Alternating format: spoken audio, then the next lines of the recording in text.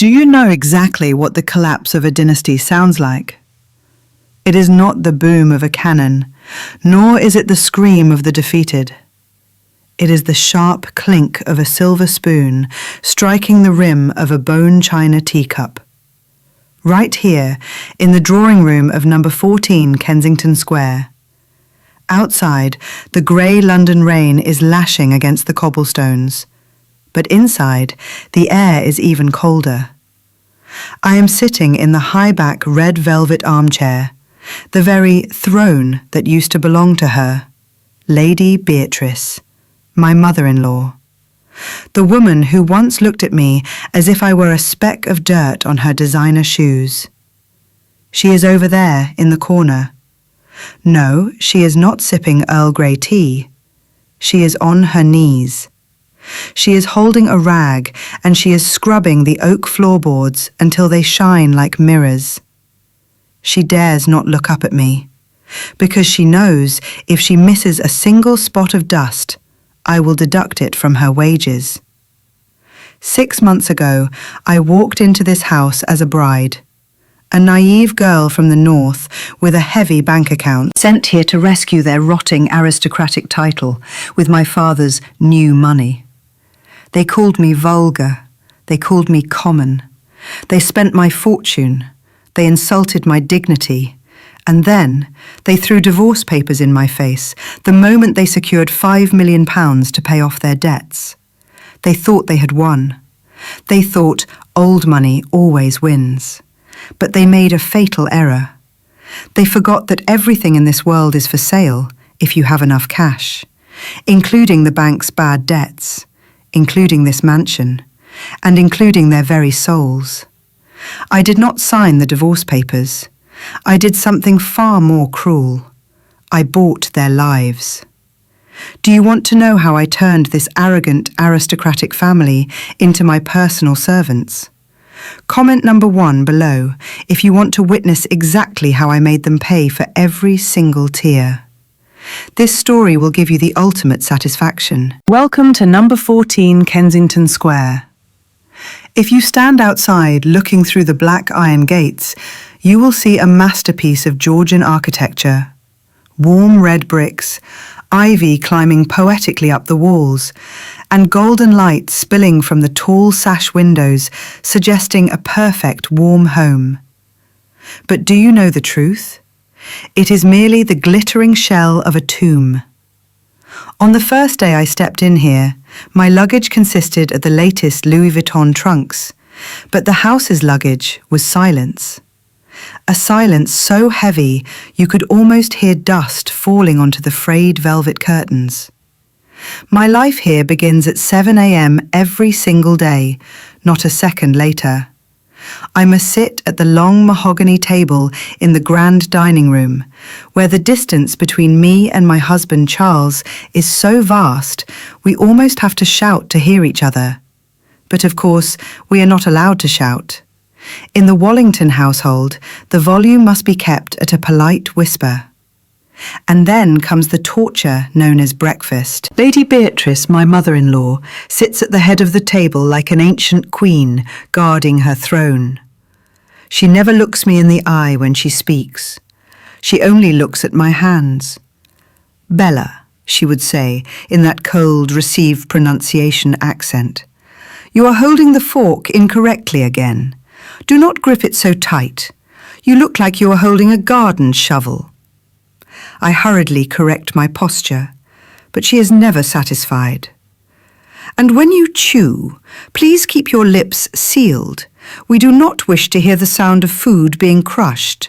It is common. Common. That is her favourite word when describing me. In the dictionary of the British aristocracy, that word hurts more than a slap across the face. It means cheap. It means low class. It means I do not belong here. I tried to memorize every rule. How to walk on the antique oak floorboards without making them creak. How to smile without showing too many teeth. How to cross my legs so my ankles form a perfect slant. But no matter how hard I tried, in their eyes I remained a strange creature, polluting their pristine lake. I am the daughter of a construction tycoon. My father made his fortune from reinforced concrete and sweat. It is what they call new money, loud and dirty money. There are nights I lie in the bathtub, submerged in bubbles and expensive rose oil. I scrub my skin until it is raw and red. I spray myself with an entire bottle of Chanel No. 5. But when I walk downstairs, I still feel as if Beatrice can smell the engine oil and construction dust seeping from my pores. She has a very talented way of insulting people, insults wrapped in sugar. I remember once I wore a bright yellow silk dress to dinner, a designer piece I truly loved. Charles, my husband, just glanced at it and looked away. But Beatrice, she lifted her spectacles, narrowed her eyes at me and said, "Oh, the colour is quite interesting, very unique, Bella." Quite interesting. In England, when someone says something is quite interesting or unique with that specific tone, it means they are saying, "That is disgusting," and "You look like a gaudy parrot." I knew it. I understood every subtext behind those teacups and polite compliments. They thought I was stupid. They thought I did not understand the language of the upper class. They isolated me right inside my own home. And Charles, the man I fell madly in love with, where was he when his mother used words like razor blades to slice through my self-esteem? He sat there, silent, slicing his poached egg perfectly and pretending he heard nothing. To him, I was not a wife. I was a walking ATM machine, a decorative object needed to fill the holes in the family budget, but one that ruined the aesthetic of the lineage. Every day passed, and I felt like a canary trapped in this gilded cage. They fed me, they clothed me, but they took away my song. I thought that if I was obedient, if I helped them pay off their debts, they would accept me, they would see me as family. But I was wrong. A mistake worth £5 million. And that mistake began on that fateful night when Beatrice summoned me to the study with the most fake, serious face she had ever performed. Let us rewind the clock. Let us go back to where this beautiful tragedy began. It was 3 years ago at the Windsor Charity Polo Cup. The grass was impossibly green. The champagne was flowing like water. And there he was, Charles. He was mounted on a chestnut stallion, galloping across the field with the grace of a young god. He looked like everything a girl reads about in romance novels. Noble, handsome, and utterly unattainable. When he dismounted and walked towards the VIP tent, he looked straight at me, not through me, but at me. He smiled, and in that moment I felt like the chosen one. I was 22 years old, naive and hopelessly romantic. I thought he fell in love with my wit, or perhaps my laugh, or maybe the way I looked in that white summer dress. But I was wrong. Oh, how I was wrong. Charles and his mother, Lady Beatrice, were not looking at me. They were looking at the diamond necklace around my neck. They were looking at the Patek Philippe watch on my father's wrist. They were not seeing a wife. They were seeing a lifeline. You see, the Wallington estate was already drowning in debt back then. They needed a cash injection, and they needed it fast. But they couldn't just ask for a loan. That would be undignified. So they needed a merger, and I was the asset to be acquired. The courtship was a whirlwind, flowers sent daily, handwritten letters on heavy cream paper, dinners at the most exclusive clubs in Mayfair, where the waiters knew his name, but he never paid the bill. My father was sceptical. "Bella," he warned me, "these people are different. They have ice in their veins." But I didn't listen. I was in love with the fairy tale. And then came the wedding, the society event of the year. It was held at their ancestral country estate, a sprawling manor that smelled of old wood and history. On the surface it was perfect. 500 guests, a 10-tier cake, and enough white roses to bury a king. But if you looked closer, really looked, you would see the cracks. The wedding reception was divided into two distinct tribes.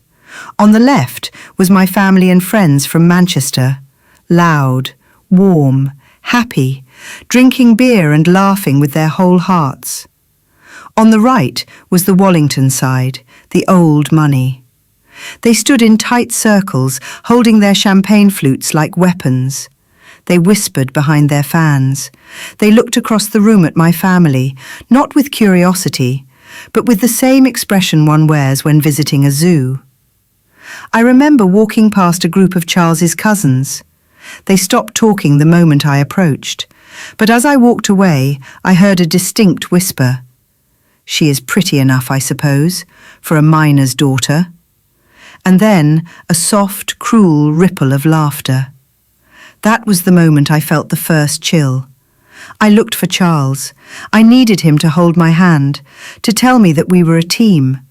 But he was at the bar getting drunk with his boarding school friends, ignoring me. On our wedding night, he didn't carry me over the threshold. He fell asleep in his tuxedo, mumbling about how tired he was from dealing with all those commoners. I lay awake in that cold, 4-poster bed, staring at the ceiling. I realized then that I hadn't married a prince. I had signed a business contract. I just didn't know that I was the one paying the price. But the price was about to get much higher, because I was about to discover exactly why Charles was so tired, and it wasn't because of the wedding. Comment number 2 if you want to know the dirty secret Charles was hiding while I was crying on our wedding night. They say the first year of marriage is the honeymoon phase. For me, it was a lesson in solitude. I quickly learned that the charming man I met at the polo match was nothing but a well-tailored costume. The real Charles Wallington was a ghost. Our bedroom, which should have been a sanctuary, became a courtroom where I was constantly on trial. He never yelled at me. Oh no, yelling would be too emotional, too common. Charles destroyed me with silence and sighs. Every time I tried to get close to him, every time I tried to touch his arm or ask about his day, he would pull away as if my touch burned him. "I am tired, Bella," he would say, rubbing his temples. "The estate management is exhausting. You wouldn't understand.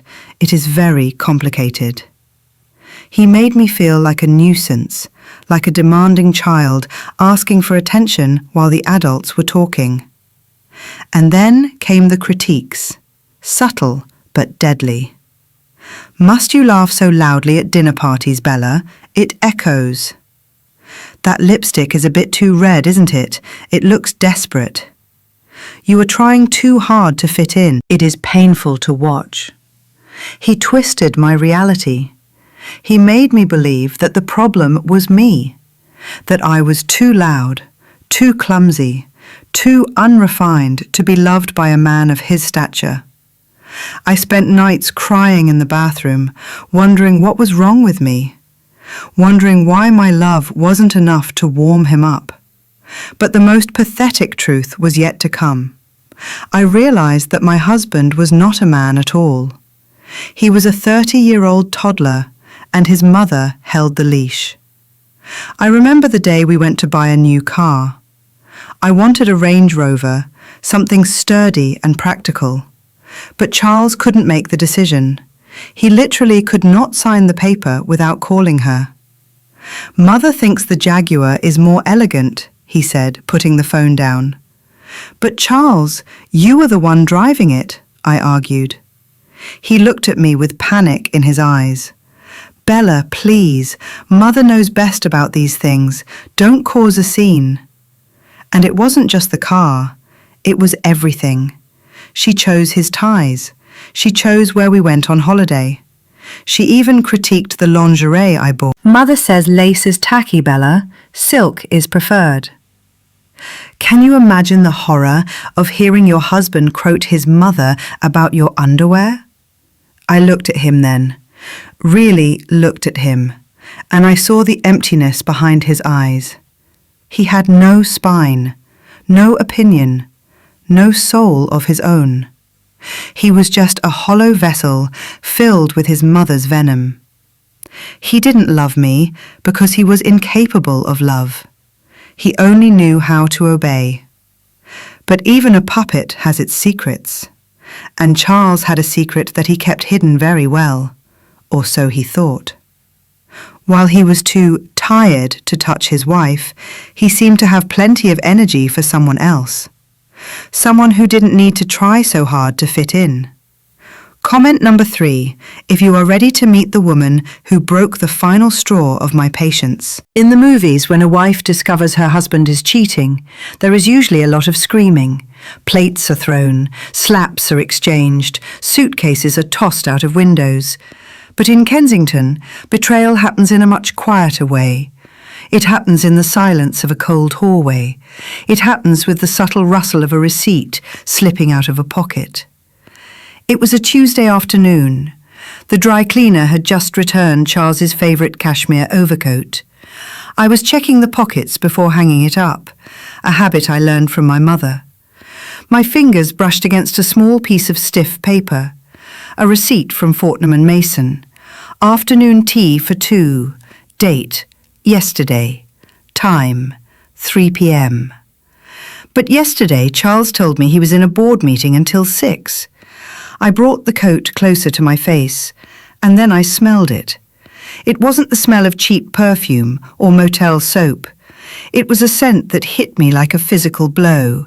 Floris white rose, a very specific fragrance, traditional, understated, and exclusively worn by women of a certain lineage. I knew that scent immediately. It belonged to Lady Sarah. Lady Sarah, the daughter of a bankrupt earl. She was everything I was not. She was tall and willow-thin. Her skin was pale like porcelain, not tanned like mine. She wore tweed jackets that were 20 years old and full of holes, but she wore them with an air of absolute superiority. She had no money. Her family estate was crumbling faster than the Wallingtons, but she had the one thing Charles craved more than anything: pedigree, class. When Charles was with me, he felt like a fraud living on borrowed money. But when he was with her, he felt like a true aristocrat. She validated his delusion. She made him feel like a king, even though he was a king without a kingdom. I didn't confront him, not yet. I needed to be sure. I needed to know the extent of his cruelty. And a few days later, I got my answer. I was in the library, reading, or pretending to read. The heavy oak door was slightly ajar.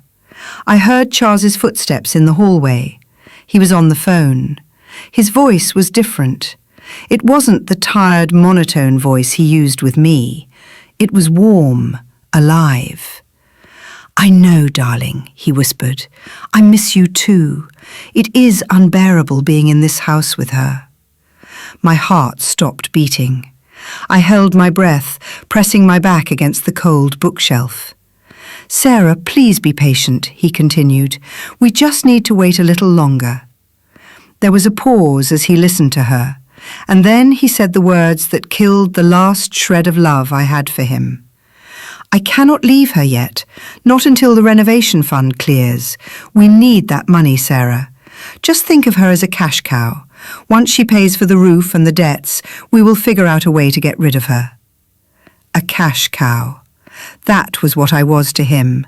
Not a wife, not a partner, just an animal to be milked for its resources and then slaughtered when it ran dry. I stood there in the dark library. Tears streamed down my face, but I made no sound. I didn't sob. I didn't scream. Something inside me broke that day, but it wasn't a breaking down. It was a breaking open.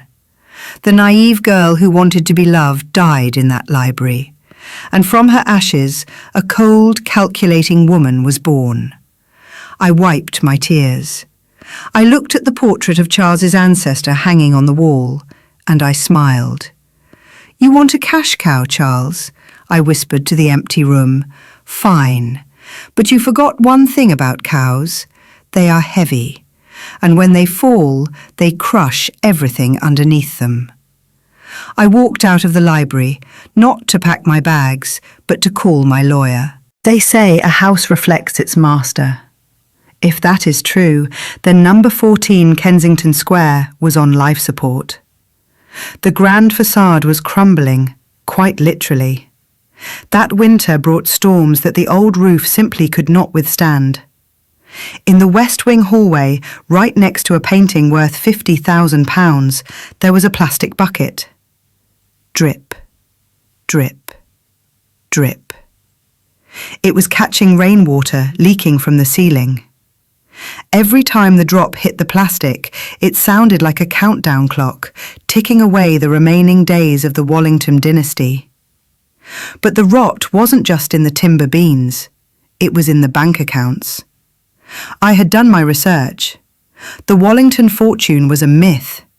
It had been eaten away by decades of bad investments, arrogance, and a refusal to work. Charles's grandfather lost a fortune in the diamond mines. Charles's father lost the rest on racehorses. And Charles himself? Well, he was busy losing whatever was left at the poker tables in Monte Carlo. But they couldn't tell me that. Oh no, they had to stage a performance. Dinner that night was unusually sombre. The candles were lit, but they cast long shadows over their faces. Beatrice wore black, as if she were in mourning. Charles barely touched his wine, which was a miracle in itself. "Bella," Beatrice began, her voice trembling with a perfectly rehearsed emotion. "We are facing a terrible dilemma."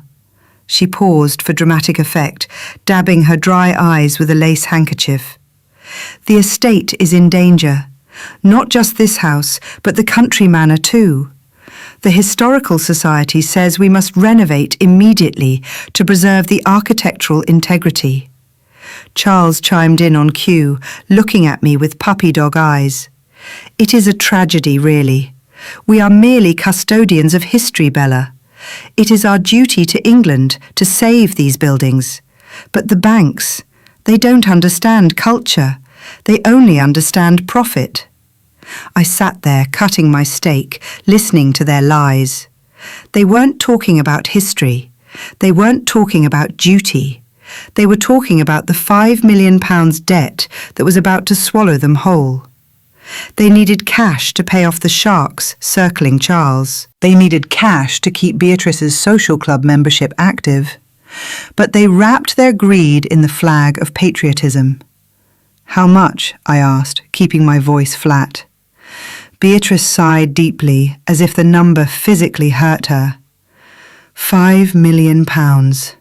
It is a large sum, I know, but think of it as an investment in our legacy. Your legacy too, Bella.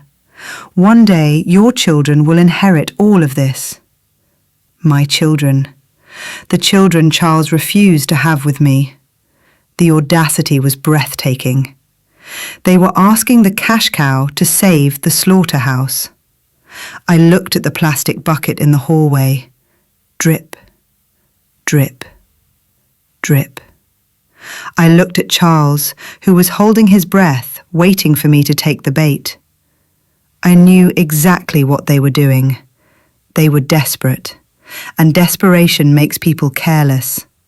I could have said no. I could have exposed them right there and then, but that would have been too easy, too quick. I didn't just want to win, I wanted to own them. So I put down my fork, wiped my mouth, and gave them the performance they were waiting for. £5 million is a lot of money, I said softly, my eyes wide with fake innocence.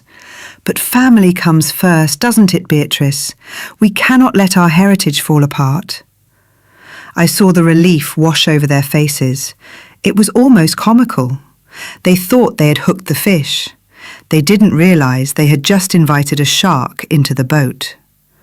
Comment number 5 if you think I should make them sign their souls away for that money. There is a specific moment when a broken heart turns into a stone-cold calculator. For most women, betrayal leads to tears. They spend days in bed eating ice cream and wondering why they weren't good enough. I did that too, for exactly 24 hours. But on the 25th hour, something shifted. I looked in the mirror and I didn't see the sad, rejected wife anymore. I saw my father. I saw the man who started with a single wheelbarrow and built an empire of steel and glass in Manchester. The Wallingtons always mocked my father's blood. They called it coarse, they called it aggressive, but they forgot one thing. That blood knows how to survive. That blood knows that when someone tries to cheat you, you don't cry, you audit them. That night, while Charles was asleep, probably dreaming of his aristocratic mistress, I slipped out of bed. I didn't go to the guest room. I went to my laptop. For the first time in months, I stopped obsessing over etiquette books. I stopped worrying about which fork to use for oysters. Instead, I opened the one thing I understood better than they ever would: spreadsheets. I hired a forensic accountant, a man named Mr. Sterling, who was as expensive as he was discreet. I hired a private investigator, not to track Charles's affair, I already knew about that, but to track their money, or rather, the lack of it. What I found was fascinating. The Wallington Empire was a house of cards, held together by spit and prayer. They had leveraged everything. The London house, the country estate, even the art collection was used as collateral for high-interest loans. They were technically insolvent. They were drowning, and I was the only life raft in sight. I sat there in the blue glow of the computer screen, and I felt a surge of adrenaline. It was better than any drug. It was the thrill of the hunt. I realized that their greatest weakness was their arrogance. They assumed I was just a dumb girl with a checkbook. They assumed I would hand over the £5 million directly to them like a good little wife. And that was where I would catch them. I wouldn't give them the money. I would buy their debt. It is a subtle difference, but in the world of finance, it is the difference between being a saviour and being an owner. If I gave them the cash, they would pay off the bank and kick me out. But if I bought the debt from the bank myself, then I become the bank.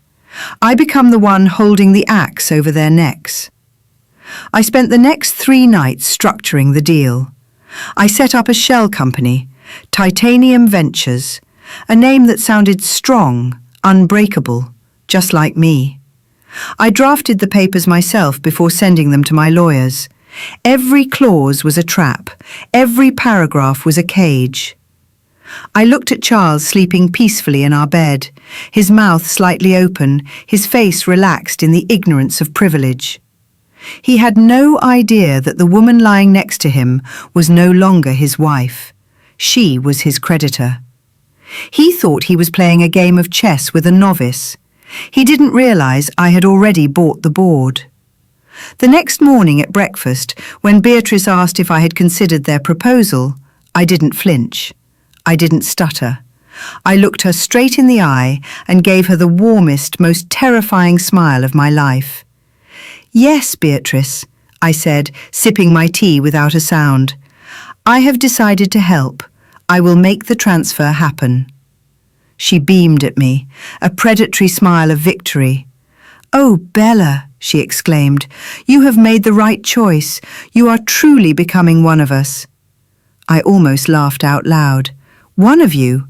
No, Beatrice, I am becoming the one who owns you." The money was the bait, and the trap was about to snap shut. The stage was set in Charles's study, a room that smelled of old leather, expensive cigars, and desperation. It was 10 o'clock in the morning, but the curtains were drawn tight, shutting out the grey London light. Charles was sitting behind his massive oak desk. His hands were clasped together so tightly that his knuckles were white. Lady Beatrice stood by the fireplace. She was pretending to admire a porcelain figurine, but I could see her reflection in the glass cabinet. Her eyes were darting towards me like a hawk circling a field mouse. I sat in the guest chair with my laptop open on my lap. The blue glow of the screen illuminated my face. I made sure to look small. I hunched my shoulders slightly. I bit my lower lip. I let my hand tremble just a little as I hovered over the trackpad. "Are you sure this is the only way, Charles?" I asked, my voice barely a whisper. £5 million it is everything I have access to right now. Daddy will be asking questions. Charles leaned forward. Sweat was beading on his forehead despite the chill in the room. "It is the only way, darling," he said, his voice thick with false affection. "The contractors need the deposit today. If we don't pay them, the roof might collapse before winter. Do you want that on your conscience?" He was good. I had to give him that. He knew exactly which buttons to push. Guilt, duty, fear. I looked at Beatrice. She turned around slowly, her face a mask of tragic concern. "Bella, dear," she purred, "we are all making sacrifices. We are just asking you to do your part for the family. Unless, of course, you don't consider yourself part of this family." That was the hook, the challenge. I took a deep breath. "No," I said quickly, too quickly. "Of course I am family. I want to help." I typed in the account number, their joint account, the one they thought only they could control. I entered the amount. £5 million, 6 zeros. It is strange how a few keystrokes can change the destiny of an entire bloodline. "I am pressing send now," I announced. The room went dead silent. The only sound was the ticking of the grandfather clock in the corner. Tick, tock, tick, tock, click. I pressed the enter key. A spinning wheel appeared on the screen. Charles stopped breathing. Beatrice took a step forward, her hand clutching her pearl necklace. Those 3 seconds felt like 3 years. And then, ping! A cheerful digital chime broke the silence. "Transfer complete," I read aloud. The effect was instantaneous. It was as if an invisible weight had been lifted from the room. Charles slumped back in his chair, letting out a long, jagged breath. Beatrice closed her eyes for a moment, a look of pure, unadulterated greed washing over her face before she quickly composed herself. "Thank goodness," Charles said, wiping his brow. "You have done a good thing today, Bella, a very noble thing." "Yes," Beatrice added, walking over to pat my shoulder stiffly. "We are very grateful. Why don't you go upstairs and rest, dear? You look pale. The stress must be too much for you." They were dismissing me, like a servant who had just finished a difficult task. "I think I will," I said, closing my laptop. "I have a headache." I stood up and walked towards the heavy oak door. My footsteps were soft on the carpet. As I reached for the brass doorknob, I paused. They thought I had left.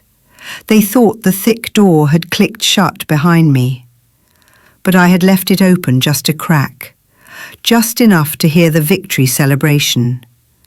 "Finally," Charles's voice hissed, venom dripping from every syllable. "I thought she would never click that bloody button. God, she is tedious." "Keep your voice down," Beatrice snapped, though she sounded jubilant. "Check the balance. Is it there?" "It is there, Mother. 5 million. We are rich again." "Good," Beatrice said coldly. "Call the solicitor. Tell him to activate Plan B. Now that we have the cash, we don't need the cow." "Divorce papers?" Charles asked. "Immediately. Cite irreconcilable differences.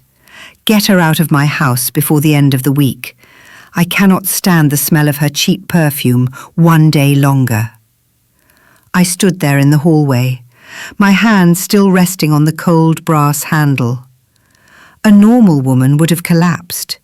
A normal woman would have stormed back in there screaming. But I just smiled, a cold, hard smile. "Enjoy your champagne, Charles. Enjoy your victory, Beatrice, because you have just funded your own execution." Comment number 7, if you can't wait to see their faces when Plan B backfires. The ink on the bank transfer record had not even dried before the masks fell off completely. It is truly frightening how quickly people change when they get what they want. For 6 months I had been tolerated, but now that they had my £5 million securely in their account, I became something else entirely. I became invisible. Or worse, I became an eyesore. Charles didn't even bother to hide it anymore. 2 days after the transfer, I came home to find a strange car in the driveway, a vintage Aston Martin. I walked into the drawing room and found Lady Sarah there. She was rearranging the flowers in my vases. My flowers. When she saw me, she didn't apologise. She didn't look embarrassed. She just smiled, that thin, reptile smile of hers. "Oh, hello, Bella," she said, as if I were the intruder. "Charles asked me to come over. We thought the arrangement of these lilies was a bit chaotic. I'm just adding a touch of elegance." Charles walked in at that moment, holding 2 glasses of sherry. He didn't offer one to me. "Sarah is helping with the interior design," he lied. A lie so lazy, it was almost an insult to my intelligence. "She has an eye for these things, Bella. You could learn a thing or two." They stood there, sipping sherry in my living room, discussing the decor of the house I had just paid for, while I stood by the door, still wearing my coat. But that was just the appetizer. The main course of humiliation came a week later.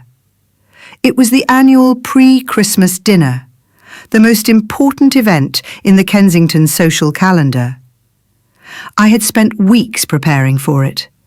I had bought a stunning emerald green velvet gown. I had ordered the finest catering. I wanted to be the perfect hostess. On the night of the party, I was in my room putting on my diamond earrings. I could hear the cars arriving outside. I could hear the laughter and the music drifting up from the ballroom. I felt a flutter of excitement. Maybe tonight they would finally accept me. There was a knock on my door. It was Beatrice. She didn't come in. She stood in the doorway blocking my exit. She looked me up and down with a look of pure disdain. "Where do you think you are going?" she asked. "To the party," I replied, confused. "The guests are arriving," Beatrice laughed, a dry, hollow sound. "Oh dear, there has been a misunderstanding. This is a private gathering for old friends, people with a shared history. We didn't think you would be comfortable." "But I organised the catering," I stammered. "I paid for the wine." "And we appreciate the funding," she cut me off. "But let us be honest, Bella. You simply don't fit in. You wouldn't know what to talk about. Politics, opera, lineage. You would just stand there looking awkward in that expensive dress." She stepped closer, her voice dropping to a whisper. "Do yourself a favour. Stay upstairs. Or better yet, go down to the kitchen. Cook has made a pot of stew for the staff. You would be much more at home there, with your own kind." And then she closed the door. She locked me out of my own party. I stood there, frozen. I could have kicked the door down. I could have marched downstairs and caused a scene. But I didn't. Instead, I took off my diamond earrings. I took off the emerald gown. And I did exactly what she suggested. I went down to the kitchen. Not to eat stew, but to see the truth. I sat at the wooden servants' table with Mrs. Higgins, the cook, and the two maids. They looked at me with pity in their eyes. Above us, the chandelier was shaking from the stomping of feet dancing to the music. I could hear Charles proposing a toast. "To the Wallington legacy," he shouted. "May it last forever." I sat there, chewing on a piece of cold bread.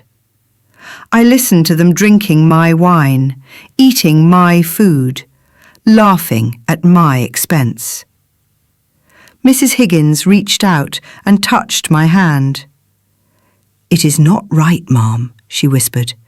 "It is just not right."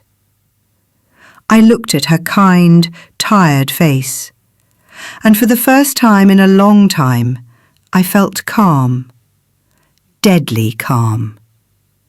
"Don't worry, Mrs. Higgins," I said softly. "Let them eat, let them drink, let them dance. Because they don't know that this is their last supper.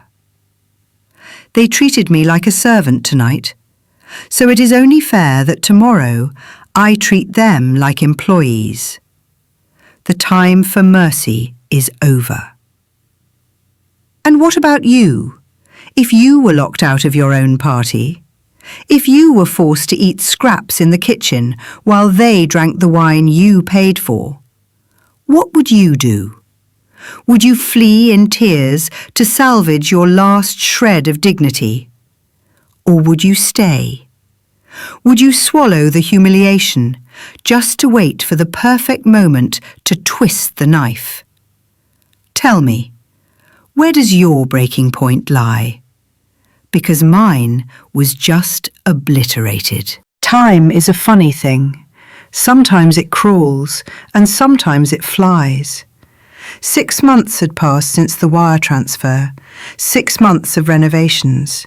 My £5 million had been hard at work. The leaky roof was replaced with slate tiles imported from Wales. The damp rot in the library was treated. The velvet curtains were restored to their original crimson glory. Number 14, Kensington Square, looked magnificent again. It stood proud and tall, ready to host the cream of London society. The only thing that didn't fit the new aesthetic was me. It was a Tuesday morning, the kind of crisp, sunny morning that usually promises good news. Charles and Beatrice were waiting for me in the newly refurbished drawing room. There was no tea on the table today, just a thick envelope made of heavy, expensive paper. I sat down. I didn't ask what it was. I knew. Bella. Charles started avoiding my eyes as usual. "We need to talk about the future." "I thought we were building a future, Charles," I said, my voice calm. "We just fixed the house, didn't we?" Beatrice scoffed from her armchair. "The house is fixed, yes, but the marriage is broken beyond repair." She pushed the envelope across the mahogany table towards me. It slid smoothly, stopping just inches from my hand. "These are divorce papers," she announced, "prepared by the best solicitors in the city." I looked at the envelope, but didn't touch it. "On what grounds?" I asked. "Irreconcilable differences," Charles said quickly, "and incompatibility of lifestyle." "Incompatibility," I repeated. "Let us not play games, Bella," Beatrice cut in sharply. "You are a fish trying to walk on land. It is painful to watch. You don't understand our customs. You don't understand our world. We tried to educate you. God knows we tried. But you are simply unteachable. And the money? I asked. The £5 million I gave you to save this roof? Charles finally looked at me, and in his eyes I saw a darkness that made my skin crawl. That was a gift, Bella. A gift? According to the prenuptial agreement, any monetary transfer made during the marriage without a specific loan contract is considered a gift of affection. It is non-refundable. He smiled, a smug, triumphant smile. You were very generous, darling. You bought us a new roof, a new beginning. We are very grateful. But I can't stay. No. Charles shook his head. You see, Sarah, Lady Sarah, she understands the burden of this heritage. She belongs here, beside me. He stood up and walked to the window, looking out at his manicured garden. You don't belong here, Bella. You never did. Go back to Manchester. Find some nice builder to marry, someone who eats dinner at 5 o'clock and watches football. That is your level. So that is it? I asked, standing up slowly. You take my money, you fix your house, and then you throw me out like yesterday's trash so you can move your mistress in. Don't be dramatic, Beatrice snapped. We are being generous. We are letting you keep your jewellery. Consider it a severance package. The room fell silent. They were waiting for me to scream. They were waiting for the tears. They were waiting for the desperate plea of a woman losing everything. But I didn't scream. I didn't cry. I looked at the divorce papers. Then I looked at Charles. Then at Beatrice. And then I did something that terrified them. I smiled. Not a polite smile, but a wide, genuine, chilling smile. Thank you, I said softly. Thank you for being exactly who I thought you were. Charles frowned. Why are you smiling? Did you hear what I said? You are leaving with nothing. Oh, Charles, I chuckled, picking up the envelope. I am not leaving with nothing. I am leaving with everything. Because you made one tiny little mistake in your calculations. You assumed the money went into your account. But you never checked who owns the account, did you? Comment number 9 if you are ready to see their faces crumble into dust. Charles blinked. A slow, confused blink, like a computer trying to process a corrupted file. What are you talking about? He asked, letting out a nervous laugh. The account is in my name, Bella. I saw the balance myself. £5 million. It is sitting there right now. Is it? I asked, reaching into my oversized tote bag. Why don't you check it again, Charles? But this time, look at the transaction history. While Charles fumbled for his phone, his fingers shaking so hard he dropped it once on the table. I pulled out the object that would end their world, a black leather folder. Thick, heavy, ominous. I dropped it onto the table. Thud. The sound was dull and final, like a coffin lid closing. What is this? Beatrice asked, her eyes narrowing. Open it, I commanded. My voice was no longer the soft whisper of a submissive wife. It was the steel voice of a CEO. Beatrice hesitated, but curiosity got the better of her. She reached out with her manicured hand and flipped open the cover. Her eyes scanned the first page, then the second, then the third. Suddenly she gasped, a sound so sharp it sounded like she had been stabbed. She dropped the folder as if it were burning hot. No, she whispered, stepping back, her face draining of all colour. This is impossible. This is fraud. What is it, Mother? Charles asked, looking up from his phone in panic. The bank app says the funds are frozen. What is going on? It is not fraud, Beatrice, I said, standing up and walking slowly around the table. It is called a debt assignment. High finance. I wouldn't expect you to understand, since you haven't worked a day in your life. I stopped right behind Charles's chair and leaned in close to his ear.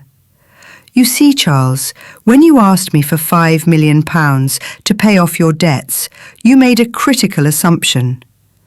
You assumed I would give the money to you to pay the bank. But why would I trust a gambling addict with £5 million? Charles flinched. Instead, I continued, walking towards the window, blocking their sunlight, I went directly to your creditors, Barclays, HSBC, and that private lending firm in Shoreditch that breaks legs when people don't pay. I told them I represented an investment firm called Titanium Ventures. I told them I was willing to buy the bad debt of the Wallington estate for a lump sum cash payment. Do you know how happy they were, Charles? They were ecstatic. To them, your debt was toxic.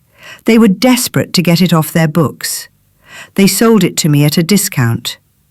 So that £5 million didn't go into your account as a gift. It went to the banks to buy the rights to your misery. Titanium Ventures is not an offshore investor, Charles. I turned around and spread my arms wide. Titanium Ventures is me. Charles stood up so fast his chair fell over backward. You bought our loans? Correct. But that means I am not your wife anymore, Charles. I am your bank. I walked back to the table and picked up the divorce papers they had so arrogantly prepared. You said earlier that this money was a gift of affection. That was a lovely story. But the reality is detailed in that black folder. I own the mortgage on this house. I own the lien on the country estate. I own the financing on your Aston Martin. I own the personal loans you took out to pay for Lady Sarah's apartment. I own every single penny of debt attached to the name Wallington. Beatrice collapsed into the armchair. She looked small, old, defeated. You tricked us, she hissed, her voice trembling with rage. You deceitful little viper. You tricked us into thinking you were helping. I did help, I exclaimed with mock sincerity. I saved the family heritage, just like you asked, Beatrice. The debts are all consolidated now. There is no more nasty bank calling you every day. There is just me. And unlike the bank, I don't follow banking regulations. I picked up the black folder and flipped to page 42. According to this clause here, upon acquisition of the debt, the new creditor, that is me, has the right to demand immediate repayment in full if the debtor shows signs of insolvency or, wait for it, moral turpitude. I looked at Charles. Adultery, Charles. In the eyes of this contract, that is a breach of character. So I am calling in the loan. All of it. £5 million plus interest. Payable immediately. Charles looked like he was about to vomit. We don't have it. You know we don't have it. You just tricked us into spending the renovation fund. Exactly, I smiled. You have no cash, you have no credit. And thanks to this divorce petition, you have no wife to bail you out. Which means I have the legal right to seize assets to cover the debt. And by assets, I mean everything. This house, the furniture, the art, the silver spoons you love so much, even the clothes on your back. I walked over to Beatrice, who was clutching her chest, gasping for air. I knelt down so our faces were level. For the first time since I entered this house, I was the one looking down. "Mother," I said, my voice dropping to a terrifyingly low register, "I didn't give you money. I used the money to buy this cage, and now I hold the key. You wanted to kick me out. You wanted to throw me back to Manchester." I stood up and ripped the divorce papers in half. Rip! The sound tore through the silence of the room. "Nobody leaves this house until I say so. You are not the owners anymore. You are simply squatters living in my property. And rent is due." The room was spinning for them. I could see it in their eyes. They were looking at the furniture, the paintings, the chandeliers, as if they were seeing ghosts. And in a way, they were, because none of it belonged to them anymore. I walked over to the fireplace mantel, where a set of antique silver candlesticks stood. They were from the 18th century, Beatrice's pride and joy. I picked one up, weighing it in my hand.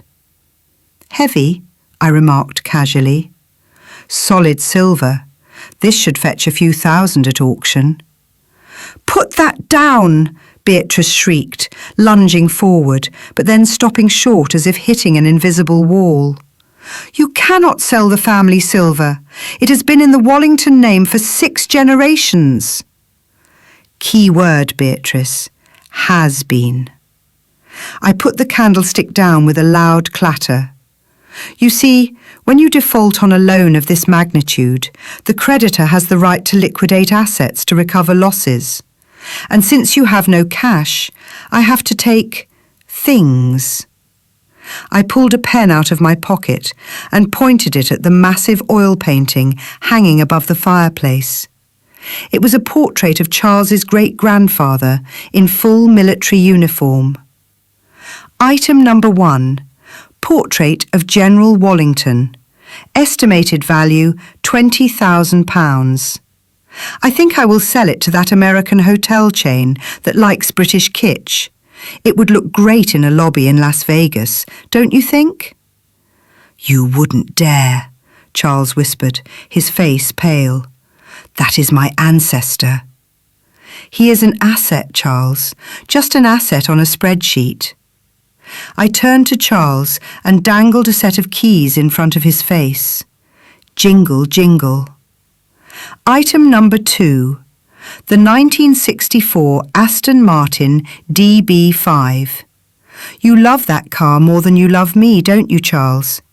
You spent more time polishing it than talking to your wife.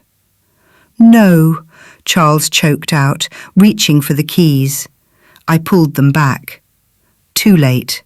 I have already arranged for a collector to pick it up tomorrow morning. He is paying cash. It will cover about 3% of your debt. You are evil, Charles spat. I am efficient, I corrected him. Then I turned my attention to Beatrice. She was clutching her throat, trying to protect the pearl necklace she always wore. A triple strand of natural Basra pearls. Item number 3, I said softly, stepping into her personal space. The pearls, Beatrice. No, she whimpered, backing away until she hit the wall. Not the pearls. My husband gave these to me on our 30th anniversary. They are all I have left of him. Actually, they are collateral. Technically, they belong to the estate. And since I own the estate, I own the pearls. I held out my hand, palm up. Give them to me. Please, Bella. Give them to me. My voice was like a whip. Trembling violently, Beatrice reached up. Her fingers fumbled with the clasp. Tears streamed down her wrinkled cheeks, ruining her expensive powder. With a soft click, the necklace came loose. She dropped it into my hand. It felt warm from her skin. I dropped it into my tote bag without a second glance. Thank you. That covers the interest for this month. Is it heartless to strip an old woman of her last keepsake? Many of you might say I am cold-blooded. Many might say I should have shown mercy. But you were not here when she spat on my father's bloodline. You were not here when she turned me into a laughingstock. So tell me, in your eyes, is this punishment true justice? Or have I crossed the line and become the villain in my own story? Comment the word justice or the word cruel so I know whose side you are on. Now, I said, dusting off my hands, let us talk about your living arrangements. If I foreclose on this house, which I have every right to do, you two will be on the street by tonight. Can you imagine the headlines? The great Wallington family evicted, homeless in Kensington. You would be social pariahs. No one would invite you to tea. No one would look you in the eye. You would become the very thing you hate most. Poor. We will go to Sarah, Charles shouted, suddenly finding a shred of courage. Sarah will take us in. She loves me. She has a flat in Chelsea. I started laughing. I laughed so hard I had to lean against the table for support. Oh, Charles, you really are a simpleton, aren't you? Sarah? Lady Sarah of the crumbling Harrington estate? Do you really think I didn't check on her too? I pulled another document from my bag, a thinner one this time. You see, Charles, birds of a feather flock together. Sarah's family is just as broke as yours. In fact, they are in worse shape. Their estate has been heavily mortgaged for years, and guess who bought their debt portfolio last week, just for fun? Charles stared at me, his mouth opening and closing like a fish out of water. No. Yes, Charles, I own her too. That flat in Chelsea. It is already in foreclosure proceedings. Sarah is essentially homeless. She was banking on you to save her. She was waiting for you to divorce me and take half my money so you could rescue her. It was a romance built on a calculator, Charles. And I just smashed the calculator. So go ahead, run to Sarah, but know that if you go to her, you will be two beggars crying on a park bench together. She doesn't love you, Charles. She loves the lifestyle she thought you could provide. And now that you are stripped bare, do you really think she will stick around? Charles fell to his knees. It wasn't a figure of speech. He actually collapsed onto the Persian rug, his legs giving out under the weight of the truth. He covered his face with his hands and began to sob, ugly, guttural sobs of a man who has lost his pride, his fortune, and his fantasy, all in the span of 10 minutes.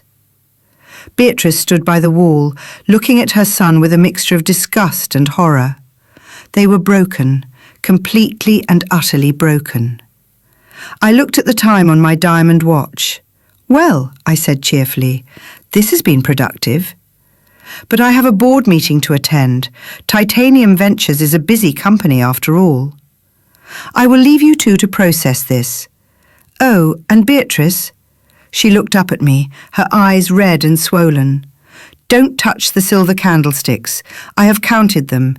If one is missing, I will call the police and have you arrested for theft. Have a lovely afternoon. The silence in the room was heavy. It was the kind of silence that usually follows a funeral. Charles was still on the floor, sobbing into his hands. Beatrice was staring out the window, her eyes empty, looking at a future that had suddenly vanished.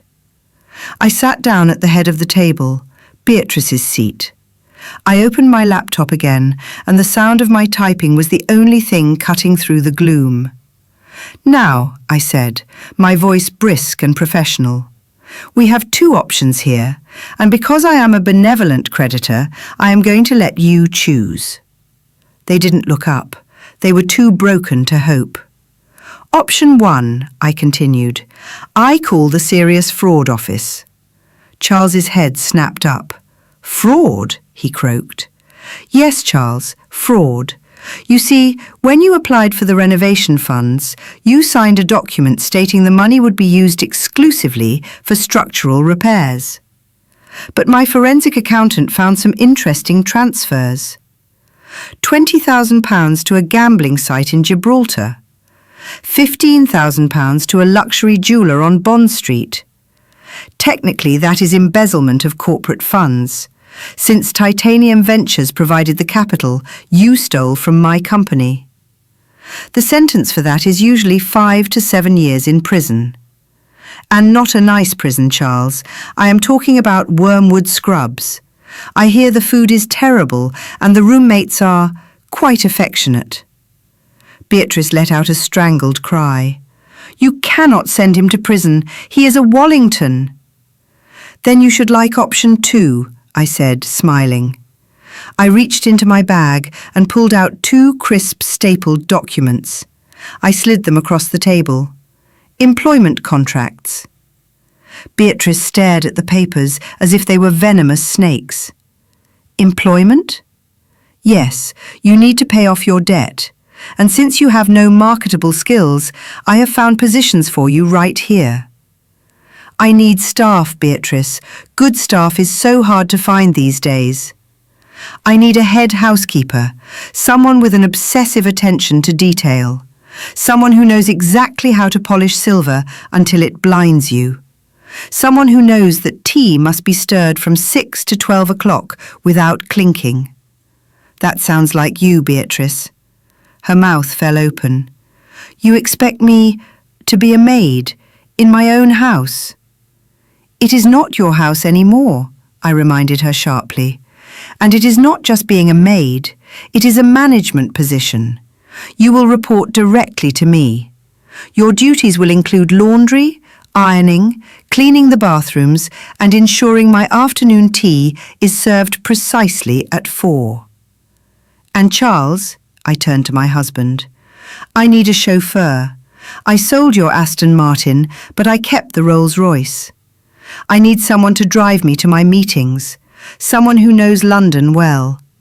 And when you are not driving, you will assist the groundskeeper. The rose garden is looking a bit messy. This is slavery, Charles whispered. No, Charles, this is capitalism. You work, you get paid minimum wage, and I deduct that wage directly from your debt. By my calculations, if you work 7 days a week, you should be debt-free in about 140 years. We will never agree to this, Beatrice spat, trying to muster some dignity. We will leave. We will live in a shelter rather than suffer this indignity. Will you? I asked, leaning back in my chair. Think about it, Beatrice. If you leave, everyone will know. The scandal will be front-page news. The disgrace will kill you faster than hunger. But if you stay, I paused, letting the offer hang in the air. If you stay, nothing changes for the outside world. You can still live here. You can still wear your clothes. To the neighbours you will still be Lady Beatrice and Mr. Charles. I will let you keep your social standing. I will let you pretend. But inside these walls you belong to me. So what will it be? Prison and public shame, or servitude and private secrets? I watched them exchange glances. I saw the exact moment their spirits broke completely. They were terrified of me, but they were more terrified of losing face. They were old money after all. Appearance was their god. Slowly, with shaking hands, Charles reached for the pen. He signed the document. Beatrice followed. She didn't read it. She just signed her name, signing away her freedom to save her pride. I took the contracts and placed them neatly in my folder. Watching them sign that slave contract, I wonder if I am actually doing them a favour. If you stood in their shoes, facing the choice between a dark prison cell with your integrity intact, or a life of fake luxury while kneeling as a servant, which path would you take? Would you rather die on your feet or live on your knees? I wager 90% of you would choose differently than they did. Tell me exactly what you would have done. Excellent choice, I said, standing up. Now, if you will excuse me, I have had a very long day. I walked towards the door and then stopped. Oh, Beatrice? Yes, she whispered, her voice barely audible. My emerald dress needs pressing. I want to wear it to dinner tonight. Make sure there are no creases. And Charles? Bring the car around. I want to go for a drive to celebrate. Don't keep me waiting. And here we are, back where we started. Do you hear that sound? The rain lashing against the window pane. The grandfather clock ticking in the corner. And the silence. But this time the silence is not heavy. It is not suffocating. It tastes sweet. It tastes like ownership. I am sitting in the red velvet armchair again, my chair. The door opens softly. There is no grand entrance this time, just the shuffling sound of sensible shoes on the parquet floor. Lady Beatrice enters the room. She is not wearing her silk day dress. She is wearing a simple black uniform with a white apron. It is perfectly starched, I made sure of that. She walks towards me, carrying the heavy silver tea tray. I watch her hands. Those hands that used to point and command are now red and chapped from the harsh cleaning chemicals. She places the tray down on the low table. Her hands are trembling slightly, maybe from age, maybe from fear. She reaches for the teapot and pours the Earl Grey into the bone china cup. She is careful, so very careful. But then, clink, the silver spout hits the rim of the cup. A tiny, almost inaudible sound. But in this room, it sounds like a gong. Beatrice freezes. She looks up at me, her eyes wide with terror, waiting for the reprimand. I don't yell, I don't scold, I just raise one eyebrow. I am sorry, madam, she whispers, looking down at the floor. My hand slipped. It is all right, Beatrice, I say softly, picking up the spoon. But we must strive for perfection, shouldn't we? After all, we are the Wallingtons.